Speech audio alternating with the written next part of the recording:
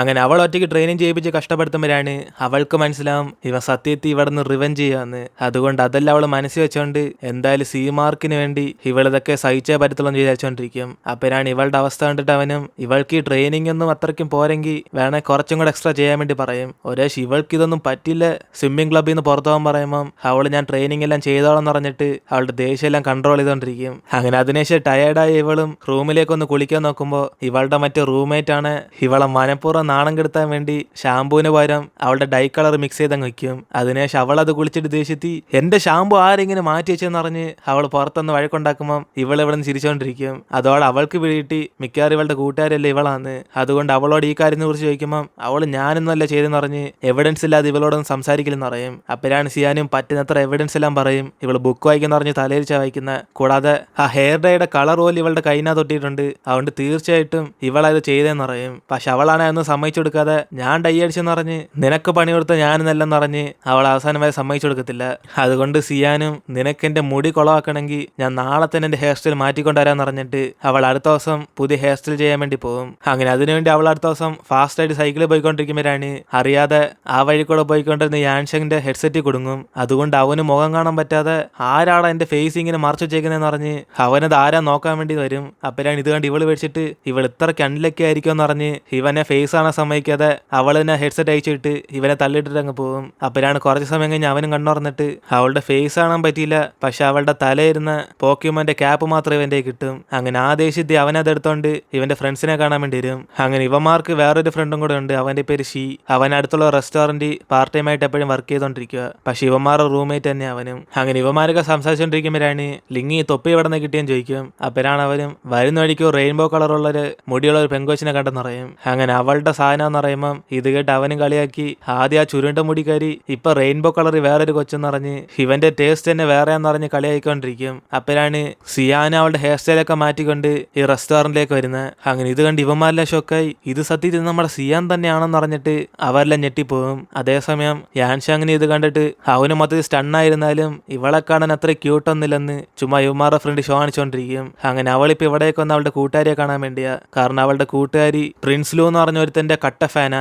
അങ്ങനെ അതുകൊണ്ട് അവന്റെ കുറച്ച് സാധനങ്ങൾ വാങ്ങിക്കാൻ വേണ്ടിയാ ഇപ്പൊ സിയാനെ വിളിച്ചുവരുത്തിയേക്കുന്നത്. കാരണം ഒരാൾക്ക് ഒരു സാധനം കിട്ടത്തുള്ളൂ, സിയാനുണ്ടെ കുറച്ച് എക്സ്ട്രാ സാധനം കിട്ടുന്ന പറഞ്ഞിട്ട് അവളെ വിളിച്ചു വരുത്തും. അപ്പോഴാണ് അവിടേക്ക് വരുന്ന യാൻഷങ് ആണ് നിനക്ക് പ്രിൻസ് ലൂവിന്റെ ഗിഫ്റ്റ് ഒക്കെ വാങ്ങിക്കാൻ അത്രയ്ക്ക് സമയമുണ്ട് എങ്കിൽ പിന്നെ കുറച്ചും കൂടെ ട്രെയിനിങ് ചെയ്യണമെന്ന് പറഞ്ഞ് ഇവളുടെ എനർജി മാറ്റി വയ്ക്കാൻ വേണ്ടി പറയും. അതേസമയം അവളാണ് ആ സൈക്കിളും തട്ടിയിട്ട് ഇവളാന്ന് അറിയാത്തോണ്ട് ഇവൻ കണ്ടുപിടിക്കലെന്ന് പറഞ്ഞ് പേടിച്ചിരിക്കുക. പക്ഷെ അവനതൊന്നും പിടിയിട്ടാതെ ഇവൾക്ക് നാളെ തൊട്ട് എക്സ്ട്രാ ട്രെയിനിങ് ആന്ന് പറഞ്ഞിട്ട് അവൻ അവിടെ നിന്ന് പോകും. അതുകൊണ്ട് അടുത്ത ദിവസം ഇവളെ പ്രതികാരം ചെയ്യാൻ വേണ്ടി എല്ലാവരുടെ ട്രെയിനിങ് നിർത്തിയിട്ട് ഇവളെ മാത്രം കണ്ടിന്യൂ ചെയ്യാൻ വേണ്ടി പറയും. അതുകൊണ്ട് അവൾ ഇതൊക്കെ അനീതി എന്ന് പറഞ്ഞ അവനൊരു പ്രശ്നം ഉണ്ടാക്കുമ്പോൾ അവന് പ്രിൻസിലുവിന് വേണ്ടി ക്യൂവിലേക്ക് വെയിറ്റ് അറിയാം, നിനക്ക് ട്രെയിനിങ് ചെയ്യാൻ മാത്രമേ മടിയുള്ളൂന്ന് പറഞ്ഞിട്ട് അവളായിട്ട് കഷ്ടപ്പെടുത്തിക്കൊണ്ടിരിക്കും. അപ്പോഴാണ് അവളും ദേഷ്യത്തി ഞാനല്ല എന്റെ കൂട്ടുകാരിയെ പ്രിൻസിലൂടെ ഫാൻ എന്ന് പറഞ്ഞ് അവൾ അവിടെ ശബ്ദം ഉണ്ടായിക്കൊണ്ടിരിക്കും. അതിനുശേഷം ട്രെയിനിങ് എല്ലാം കഴിഞ്ഞ് ഇവളും പുറത്തേക്ക് വരുമ്പോഴാണ് അവിടെ യാൻഷങ്ങും അവന്റെ കൂട്ടുകാരും കൂടെ സംസാരിച്ചുകൊണ്ടിരിക്കും. അപ്പോഴാണ് കൂട്ടുകാരനും വെറുതെ എന്തിനാ അവളെ കഷ്ടപ്പെടുത്തുന്നതെന്ന് പറഞ്ഞ് ചോദിക്കുമ്പോൾ യാൻഷങ്ങും അതൊക്കെ അവളെ പ്രതികാരം ചെയ്യാൻ വേണ്ടിയ ടീം എടുത്തെന്ന് പറയും. അപ്പോഴാണ് ഇതേക്ക് അവളും ദേഷ്യത്തി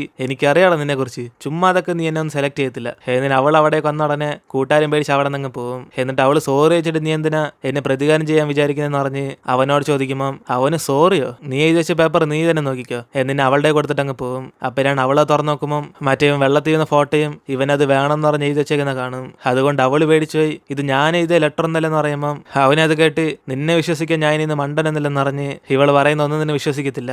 അതുകൊണ്ട് അവൾക്ക് വേറെ വഴിയില്ലാതെ എങ്കിൽ പിന്നെ ഇവന്റെ അടുത്ത് നിന്ന് മാപ്പ് വാങ്ങിക്കണേ, ഇവൾ എന്തോ ചെയ്യേണ്ടെന്ന് ചോദിക്കും. അപ്പോഴാണ് അവൻ എങ്കിൽ പിന്നെ ഇനിയൊരു 10 ദിവസം ഇവന്റെ അസിസ്റ്റന്റ് ആയിട്ട് വർക്ക് ചെയ്യാൻ വേണ്ടി പറയും. അതായത് ഇവൻ എന്ത് പറഞ്ഞാലും അതിന് തിരിച്ച് ചോദ്യം പോലും ചെയ്യല്. ഒരേശ് അവൾക്കത് സമ്മതില്ല. പിന്നെ പഠിച്ചിറങ്ങുന്നവരെ ഇവന്റെ സ്വിമ്മിംഗ് ക്ലബ്ബിൽ തന്നെ ഇരുന്ന് അവന്റെ ട്രെയിനിങ് കണ്ട് കഷ്ടപ്പെടാൻ വേണ്ടി പറയും. അങ്ങനെ ഇത് അവൾക്ക് നല്ലൊരു ഡീലായിട്ട് തോന്നിയിട്ട് എന്തായാലും 10 ദിവസമല്ല നീ കുറച്ച് ഓവറായിട്ട് മാത്രം പോകാതിരുന്നാൽ മതി എന്നറിഞ്ഞ് അവളതിനെ സമ്മതിക്കും. അതിനേശം അവന് ഫോൺ വാങ്ങിച്ചിട്ട് ഇവന്റെ നമ്പർ സേവ് ചെയ്ത് വെച്ച് ഇനി തൊട്ട് എപ്പോൾ വിളിച്ചാലും അപ്പം തന്നെ ഓൺ ടൈം ഫോൺ എടുക്കാൻ വേണ്ടി പറയും. അതിനേശം അവന് ചറവറാന്ന് അവനിപ്പോൾ വാങ്ങിക്കേണ്ട ഫുഡൊക്കെ പറഞ്ഞ് ഇവളുടെ വാങ്ങിക്കാനുള്ള പൈസ കൊടുക്കുമ്പം അവള് ഷോക്കായിട്ട് ഇത്ര സ്പീഡിൽ ഫുഡ് പറഞ്ഞാൽ ഞാൻ എന്തൊക്കെയാ വാങ്ങിക്കേണ്ടതെന്ന് പറഞ്ഞ് ഒന്നും കൂടെ ചോദിക്കും. അപ്പോഴാണ് അവനും ഞാൻ ആകെ ഒരു പ്രാവശ്യം പറയത്തുള്ളൂ എന്ന് പറഞ്ഞ് ഇവൾ ഇപ്പം തന്നെ അതൊക്കെ ഓർമ്മ വെച്ച് വാങ്ങിച്ചുകൊണ്ട് വരാൻ വേണ്ടി പറയും. അങ്ങനെ അതുകൊണ്ട് അവൾക്ക് ഓർമ്മയുള്ള എല്ലാ സാധനങ്ങളും വാങ്ങിക്കാൻ വേണ്ടി അവൾ അവിടെ നിന്ന് പെട്ടെന്ന് ഓടിപ്പോകും. എന്നിട്ട് ഇവൾ വാങ്ങിച്ചുകൊണ്ട് വന്നാലും അവനത് കൈ വാങ്ങിക്കാതെ ഇവളിട്ട് കുറെ ഇങ്ങനെ അലയിപ്പിക്കും. അപ്പോഴാണ് അവിടേക്ക് തന്നെ വേറൊരു പെങ്കൊച്ചും ഇവന്റെ ഫോൺ നമ്പർ ഒന്ന് കിട്ടുമെന്ന് പറഞ്ഞ് അവൾക്കൊരു കാര്യം പറയണ്ടെന്ന് പറയുമ്പം അവന് ഫോൺ നമ്പറാണ് എൻ്റെ അസിസ്റ്റന്റ് നമ്പർ വാങ്ങിച്ചതെന്ന് പറഞ്ഞ് എന്ത് കാര്യം ഉണ്ടെങ്കിലും അവളോട് ആദ്യം പറയാൻ വേണ്ടി പറയും. അങ്ങനെ അതുകൊണ്ട് ഇവളാണ് ദേഷ്യത്തി നിനക്ക് വേണ്ടി എൻ്റെ നമ്പറൊക്കെ ഇപ്പം എല്ലാവരെയും കൊടുക്കണമെന്ന് പറഞ്ഞിട്ട് അവളെല്ലാം സഹിച്ചുകൊണ്ടിരിക്കും. എന്നിട്ട് കുറച്ച് സമയം കഴിഞ്ഞ് അവളും കുറച്ച് റിലാക്സ് ആയിട്ടിരിക്കുമ്പം ഇത് കാണുന്ന യാൻഷങ് ആണ് ഇവളിങ്ങനെ ഇത്രയ്ക്ക് റിലാക്സ് ചെയ്യാൻ പറ്റത്തില്ലെന്ന് പറഞ്ഞ് അവൾക്ക് വീണ്ടും ജോലി തരാൻ വേണ്ടി അവന് കഴിക്കാൻ നൂഡിൽസ് വാങ്ങിക്കാൻ വേണ്ടി പറയും. അതിനുശേഷം അവൾ ഫുഡ് ഓർഡർ ചെയ്തിട്ട് എങ്കിൽ പിന്നെ വെയിറ്റ് ചെയ്യാൻ പറയുമ്പം ഇവള് പോകാതെ നൂഡിൽസ് അങ്ങനെ വരും ചോദിക്കും. അപ്പോഴാണ് അവൾ സമാനത്തിൽ വെയിറ്റ് ചെയ്യാൻ പറഞ്ഞ് ഫുഡ് ഡെലിവറി ചെയ്യാൻ വേണ്ടി ഒരാൾ വരാൻ വേണ്ടി വെയിറ്റ് ചെയ്യും. അതിനുശേഷം അത് വാങ്ങിച്ച് ഇവന്റെ കൊടുക്കുമ്പം അവനാണ് ദേഷ്യത്തി ഈ ഫുഡ് ഡെലിവറി ഒക്കെ ചീറ്റിംഗ് എന്ന് പറഞ്ഞ് ഇവളെ തന്നെ കൊണ്ടുപോയി വാങ്ങിക്കാൻ വേണ്ടി പറയും. അപ്പോഴാണ് അവളും നീ ഫുഡ് ഡെലിവറി ചെയ്യേണ്ടതൊന്നും ഇതിനു മുമ്പ് പറഞ്ഞിട്ടില്ലെന്ന് പറഞ്ഞ് ആദ്യത്തെ ഫുഡ് ഡെലിവറി ഒക്കെ ഫ്രീ ആണ്, ഇവനിപ്പോൾ ഇത് ഓസിന് വാങ്ങിച്ചു കൊടുത്ത ഫുഡ്, അതുകൊണ്ട് അത് കേട്ട് അവനാണ് ചമ്മിപ്പോയി എങ്കിൽ പിന്നെ ഇപ്പം എൻ്റെ കൺമുമ്പിൽ നിൽക്കാൻ നീ ഇവിടെ നിന്ന് പോയിക്കോ എന്ന് അവളെ പറഞ്ഞിടും. അപ്പോഴാണ് അവൾ കുറച്ചു ദൂരം പോയിട്ട് ഞാൻ പോകുന്നതിന് മുമ്പ് നീ ഒരു കൊച്ചിനോട് എൻ്റെ നമ്പർ കൊടുക്കാൻ പറഞ്ഞില്ലേ, അവൾ നിന്നോട് പറയാൻ വേണ്ടി എനിക്ക് കുറച്ച് മെസ്സേജ് അയച്ച് അതൊക്കെ വായിച്ച് ചെയ്യിപ്പിച്ചിട്ട് പോവാം. എന്നിട്ട് അവൾ ഫോൺ എടുത്ത് മറ്റേ കൊച്ചെഴുതിയ വാക്കുകളെല്ലാം ഇവനോട് പറഞ്ഞു കൊടുക്കും. എനിക്ക് നിന്നെ ഒത്തിരി ഇഷ്ടം, ആദ്യം കണ്ടപ്പോൾ തന്നെ ഞാൻ മൊത്തത്തിൽ വീണുപോയി. എന്നിന് ആ കാര്യങ്ങളൊക്കെ ഇവനോട് പറയുമ്പം ഇവനാണ് ഷോക്കായിട്ട് നീ എന്തുവായിട്ട് ചെയ്യുന്നതെന്ന് പറഞ്ഞ് അവനും ചോദിക്കും. അപ്പോഴാണ് അവളും ഇത് ഞാൻ പറഞ്ഞ ഡയലോഗ് ഒന്നല്ല, മറ്റേ പെങ്കൊച്ച് നിനക്ക് വേണ്ടി സ്വീറ്റ് ആയിട്ട് എഴുതി വെച്ചേക്കുക, നീ ബിസി ആയതുകൊണ്ട് നിനക്കൊന്നും വായിക്കാൻ പറ്റില്ല, അതുകൊണ്ട് ഒരു അസിസ്റ്റന്റ് ആയിട്ട് ഞാൻ എല്ലാം വായിച്ചു തരാം. എന്നിന് അവളും പുറകെ തന്നെ നടന്ന് ഇവനെ ശല്യപ്പെടുത്തിക്കൊണ്ടിരിക്കും. പക്ഷെ അവനാണ് സഹിക്കാൻ പറ്റാതെ മര്യാദയ്ക്ക് വായിക്കാൻ നിർത്തിക്കുമെന്ന് പറഞ്ഞ് ഇവളുടെ അടുത്ത് നിന്ന് രക്ഷപ്പെട്ട് പോയിക്കൊണ്ടിരിക്കും. അപ്പോഴാണ് അവളും പുറകെ കൂടെ വന്ന് യാൻഷങ് ഐ ലവ് യു, നീല എനിക്ക് ജീവിക്കാൻ പറ്റത്തില്ലെന്ന് അത് എഴുതിയിട്ടേക്കുന്ന ഇതെല്ലാം വായിച്ചുകൊണ്ടിരിക്കും. പക്ഷെ കാണുന്ന എല്ലാവരും കൂടെ ഇവൾക്ക് അവനോട് ഇഷ്ടം പറഞ്ഞ് എല്ലാവരും കൂടെ തെറ്റിയിരിക്കും.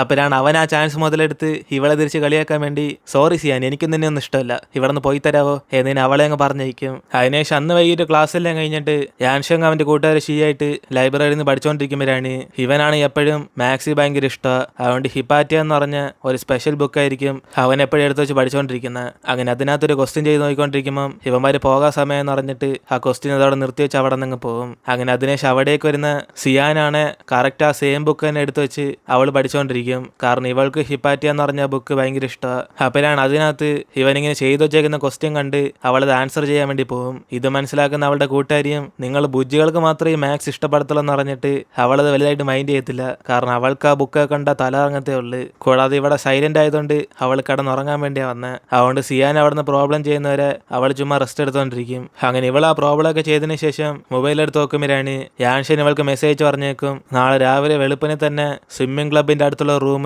ഫുള്ളും ക്ലീൻ ചെയ്ത് വെച്ചേക്കാൻ. അങ്ങനെ അതുകൊണ്ട് അവളാണ് ദേഷ്യത്തി ഈ 10 ദിവസവും പറയുന്ന കേട്ടേ പറ്റത്തുള്ളൂ എന്ന് പറഞ്ഞിട്ട് അതിന് ഓക്കെ പറയും. അങ്ങനെ അടുത്ത ദിവസം ഇവളത് ക്ലീൻ ചെയ്യാൻ വേണ്ടി പോകുമ്പോഴാണ് ആ റൂം ഫുള്ളും കുറെ ഇങ്ങനെ ബോക്സ് ഇരിക്കുന്നിട്ട് ചുമ്മാ തല്ല ഈ പണി അവൻ വെളുപ്പിനെ ചെയ്യാൻ പറഞ്ഞു, ഇവിടെ കുറെ സാധനങ്ങളുണ്ടല്ലോ. എന്നിന് അവളതൊക്കെ നോക്കിക്കൊണ്ട് അകത്തേക്ക് കയറി ചെല്ലുമ്പം അവിടാണ് ക്ലൈംബിങ് ചെയ്യാനുള്ള ഒരു ജിമ്മും കാണും. അതുകൊണ്ട് ഇവളാണ് ഷോക്കായിട്ട് ഈ സ്വിമ്മിംഗ് പൂളിന്റെ അടുത്ത് ഈ ക്ലബ്ബൊക്കെ ഉണ്ടെന്ന് പറഞ്ഞ് അവൾ ഞെട്ടിപ്പോവും. എന്നിട്ട് ഇപ്പൊ രാവിലെ തന്നെ യാൻഷാങ് അവന്റെ കൂട്ടുകാരനായിട്ട് ലൈബ്രറിയിലേക്ക് വരുമ്പം അവനാ ഇന്നലെ ചെയ്ത ക്വസ്റ്റ്യൻ ചെയ്യാൻ വേണ്ടി പോകും. അപ്പോഴാണ് അതിനകത്ത് ആരാണ്ട് സോൾവ് ചെയ്തേക്കുന്നുണ്ട്. അവന് ഷോക്കായി എങ്കിൽ പിന്നെ ഞാൻ കുറച്ച് കഷ്ടമായിട്ടുള്ള ചോദ്യം എഴുതിയേക്കാന്ന് പറഞ്ഞ് ആ വീണ്ടും ഒരു ചോദ്യം അതിനകത്ത് എഴുതി വെച്ചിട്ട് പോകും. ഇത് കണ്ട് അവന്റെ കൂട്ടുകാരനും ഇവനെ പോലെ തന്നെ ബുജ്ജി ഇവൻ കണ്ടെത്തി എന്ന് പറഞ്ഞ് അവനും നോയിക്കൊണ്ടിരിക്കും. അതിനുശേഷം അവൻ അവിടെ നേരെ സ്വിമ്മിംഗ് പൂളിലേക്ക് വരുമ്പോഴാണ് ഇവിടെ എല്ലാം ക്ലീൻ ചെയ്തിട്ട് അവൾ അവിടെ തന്നെ കിടന്നുറങ്ങി കാണും. എന്നിട്ട് അവൻ ഇവളെ പിടിച്ചുണർത്തിയിട്ട് ചുമ്മാ ഇവിടെ നിന്ന് റെസ്റ്റ് എടുക്കാതെ റൂമിലേക്ക് വന്നിറങ്ങി അവളെ കുറച്ച് കഴിഞ്ഞ് ഓഫീസിലേക്ക് വരാൻ പറഞ്ഞിട്ട് അവിടെ നിന്ന് പോകും. അങ്ങനെ കുറച്ച് സമയം കഴിഞ്ഞ് ഇവളവൻ പറഞ്ഞ പോലെ അവന്റെ ഓഫീസിലേക്ക് ചെല്ലുമ്പം അവിടെ ഇവന്റെ അവാർഡൊക്കെ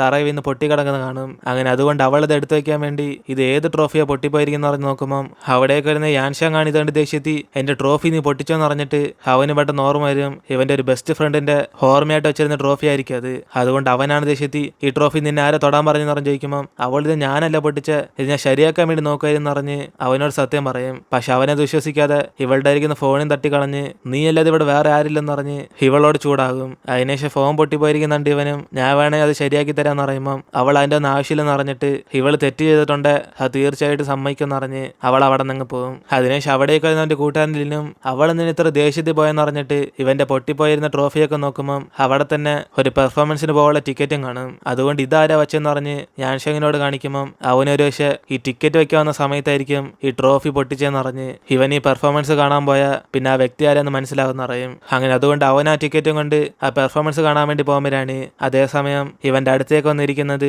സിയാനായിരിക്കും. അതുകൊണ്ട് അവനാണ് ഷോക്കായിട്ട് അപ്പൊ സത്യത്തിൽ നീയാണ് എന്റെ ട്രോഫി പൊട്ടിച്ചെന്ന് പറഞ്ഞ് അവനും ദേഷ്യപ്പെടും. അങ്ങനെ അതോടെ നമ്മൾ ഇടുന്നത് എപ്പിസോഡ് എടുത്തിരുന്ന് വീഡിയോ ഇഷ്ടപ്പെട്ട വീഡിയോ ലൈക്ക് ചെയ്തിട്ട് മറക്കാൻ നിങ്ങളുടെ ഫ്രണ്ട്സിലെ ഷെയർ ചെയ്യുക. സോ ഇനിയിപ്പോൾ നമുക്ക് അടുത്ത എപ്പിസോഡായിട്ട് നാളെ കാണാം.